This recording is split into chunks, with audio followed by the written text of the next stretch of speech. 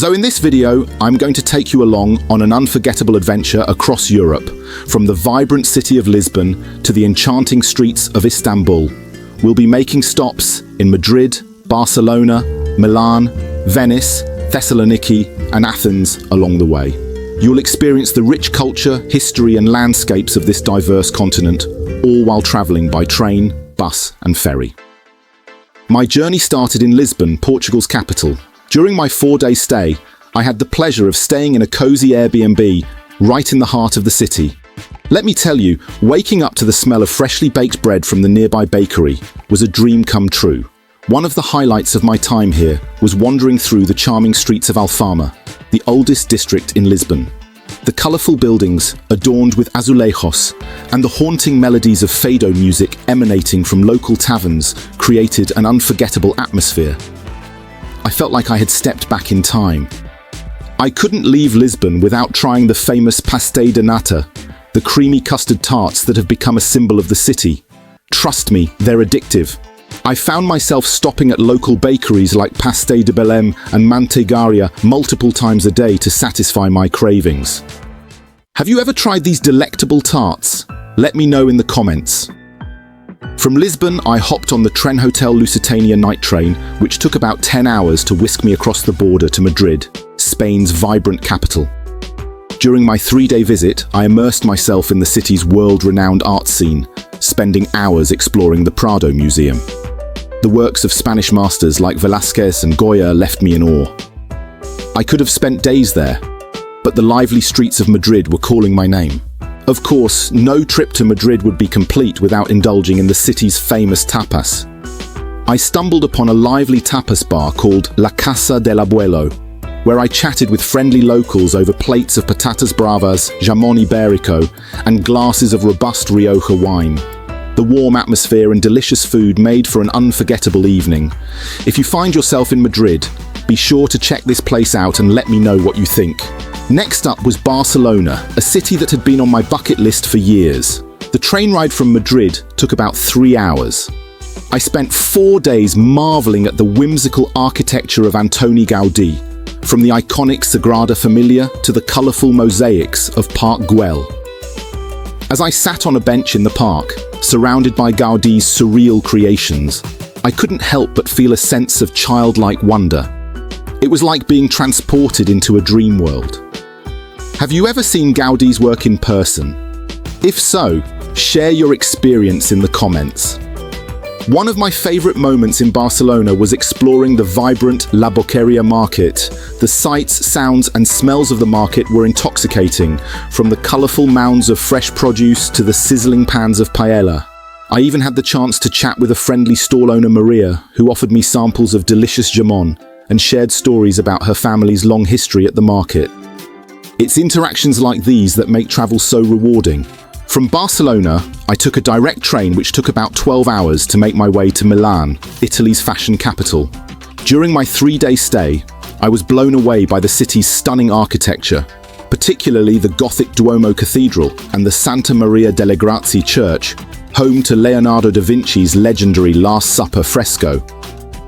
Seeing this masterpiece in person was a humbling experience. A highlight of my time in Milan was meeting a local fashion designer, Francesca, at a charming cafe. Over cappuccinos and cannoli, she shared her passion for design and gave me insider tips on the city's best boutiques and hidden gems.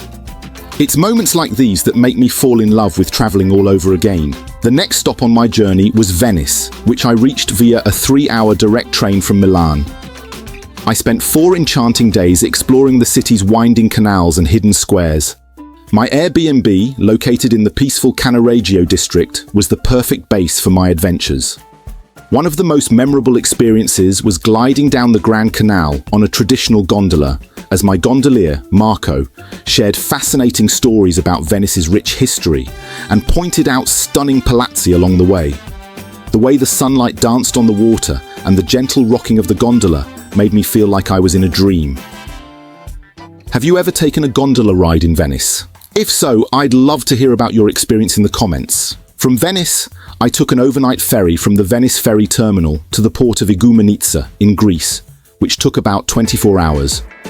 waking up to the breathtaking sight of the rugged Greek coastline was an unforgettable experience.